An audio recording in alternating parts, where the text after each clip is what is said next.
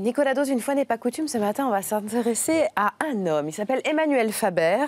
Il est le prochain PDG de Danone. Il va succéder à Franck Riboud. Absolument. Alors, il est en fait pas connu et un peu connu, mine de rien. D'abord, il est un peu connu parce qu'il a la réputation de vouloir perpétuer un projet social au sein de Danone et même d'incarner une vision un peu humaniste de l'entreprise, rien que ça. Mais il y a eu un événement qui s'est produit en juin 2016 où il est sorti en fait du microcosme du business parce qu'il a fait un témoignage devant les diplômés d'HEC, mais ce témoignage a été pris en vidéo, proprement pris en vidéo, et il est hyper poignant parce qu'il a aucune note, il raconte une partie de sa vie et comment cette partie de sa vie a totalement façonné ce qu'il allait devenir.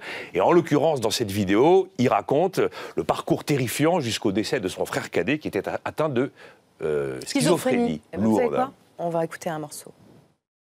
À cause de lui, j'ai découvert l'amitié de SDF. De temps en temps, je vais dormir avec eux.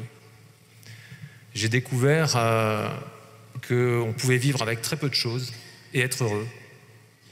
Je suis allé séjourner dans des bidonvilles, à Delhi, à Bombay, à Nairobi, à Jakarta. Je suis passé au bidonville d'Aubervilliers. Vous savez, c'est pas très loin de chez nous, à Paris. Il y en a un. Je suis allé à la jungle de Calais. Et tout ça a nourri une chose.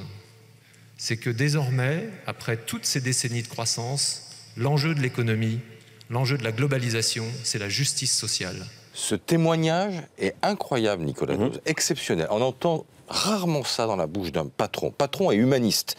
C'est possible ou c'est qu'une façade? C'est possible. On ne peut pas douter que là, il est parfaitement sincère. Ça ne veut pas dire qu'à la tête d'une grande boîte, vous n'allez pas prendre des décisions difficiles, supprimer des postes, décider de rémunérer correctement vos actionnaires, par exemple, décider de faire du business pour aller bouffer vos concurrents.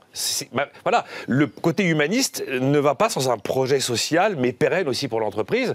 D'ailleurs, pendant la COP21, Danone s'était fait attaquer par des ONG paysannes qui dénonçaient le modèle d'agrobusiness, qui dénonçaient sa politique environnementale. Il y a plein d'entreprises qui mènent des projets que l'on dit de responsabilité sociale et environnementale. D'ailleurs, ça rentre dans le bilan annuel de l'entreprise au même titre que la trace carbone que laisse cette entreprise. Mais Emmanuel Faber s'est aussi illustré lorsqu'il a fait la rencontre entre Franck Riboud et Mohamed Younous, le Nobel de la paix, qui a donné lieu d'ailleurs à un projet social au Bangladesh où Danone a fourni des yaourts renforcé en nutriments.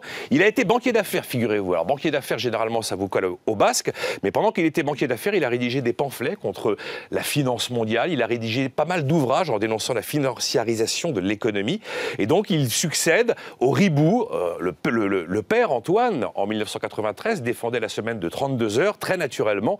Faber est devenu dauphin de Franck Riboud, le fils.